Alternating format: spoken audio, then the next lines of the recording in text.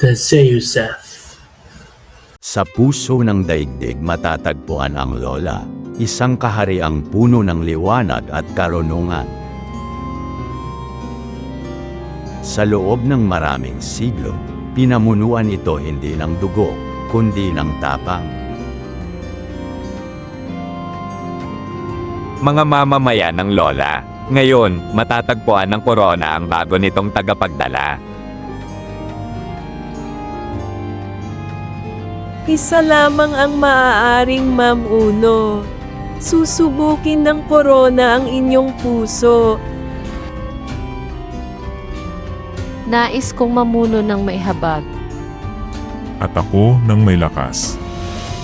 Kailangan ang lola ng tagapagtanggol, hindi ng mapangarapin.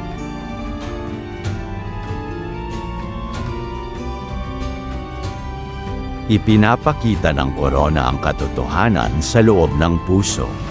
Umatras kayo. Wawasakin ko silang lahat.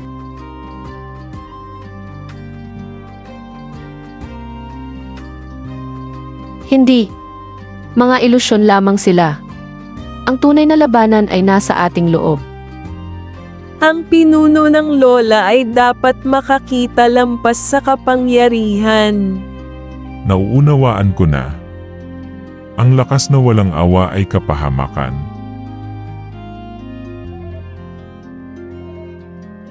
Iyo ang korona, aking reyna.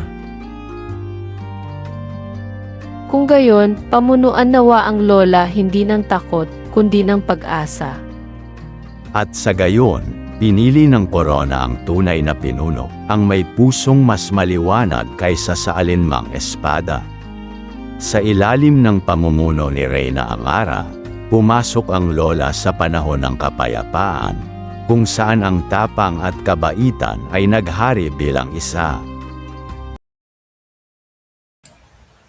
The Seyuseth.